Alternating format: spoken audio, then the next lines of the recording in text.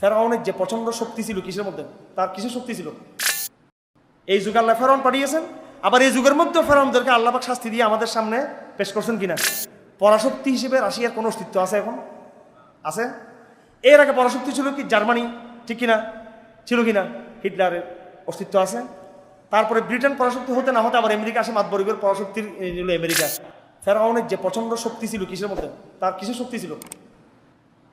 অর্থনৈতিক শক্তি ছিল। কি শক্তি ছিল? অর্থনৈতিক শক্তি ছিল। এবং কি ছিল?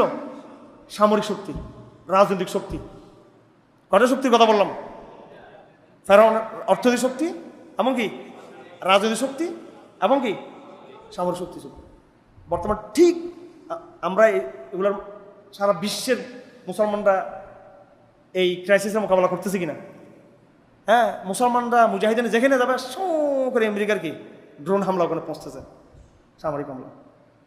আর পর সাংস্কৃতিক শক্তিও আছে। ফেরাউনের একটা সংস্কৃতি ছিল, কিন্তু সে সংস্কৃতি হচ্ছে আনা রব্বকুমুল আলা, বলছিল কিনা? এটা সাংস্কৃতিক শক্তিরও কিন্তু একটা ভয়ঙ্কর, সাংস্কৃতিক আগ্রাসনটা ভয়ঙ্কর। ফেরাউনের চরিত্রে যতগুলো আগ্রাসনের চরিত্র, সিমটম চরিত্র ছিল, সবগুলা বর্তমান যে আলমী গ্লোবাল যে ফেরাউনিজম, তাগুদিজম, এর মধ্যে আছে না নাই? তার সাংস্কৃতিক দিক, তার রাজনৈতিক দিক, সামরিক দিক, অর্থনৈতিক দিক। আমি বরং চারটা বলতেছি। কয়টা বললাম? চারটা। আগে তিনটা বলছি, এখন কয়টা? চারটা। সাংস্কৃতিক সহ চারটা বললাম। সবগুলো আছে না নাই? আছে।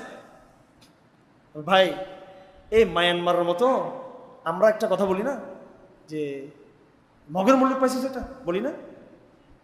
মানে মগ মানে কি? সবচেয়ে বর্বর, অশিক্ষিত আর সবচেয়ে কাপুরুষ জাতি মগ। এই মগ পর্যন্ত মুসলমানদেরকে কচু কাটাকাটি সাইজ করে দিচ্ছে, বাংলাদেশকে ভয় লাগাচ্ছে মগ, ঠিক কিনা? বর্মাইয়ারা। তা আমরা তো কোথায় নেমে গেছি আমরা?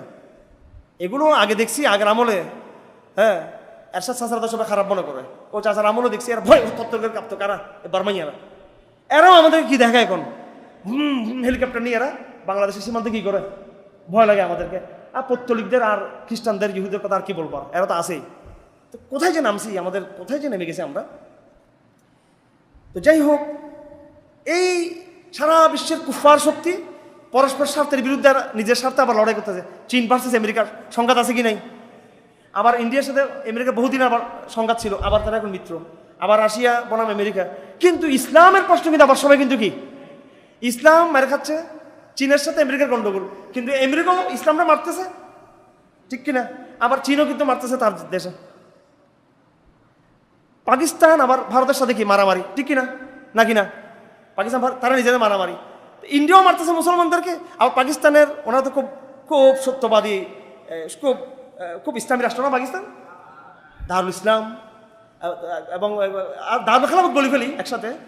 যারা বিভিন্ন মুসলিম কান্ট্রিগুলো দারুল ইসলাম বলতে খুব আগ্রহী, একসাথে দারুল খেলাফত বলি ফেলি আমরা সবগুলোকে। দারুল খেলাফত বাংলাদেশ, দারুল খেলাফত পাকিস্তান, দারুল খেলাফত মিশর, দারুল খেলাফত আরো দারুল ইসলাম যখন বলছেন আরো একটু মহব্বত করে ওইটা বলি ফেললে কি হয়? কি বলেন?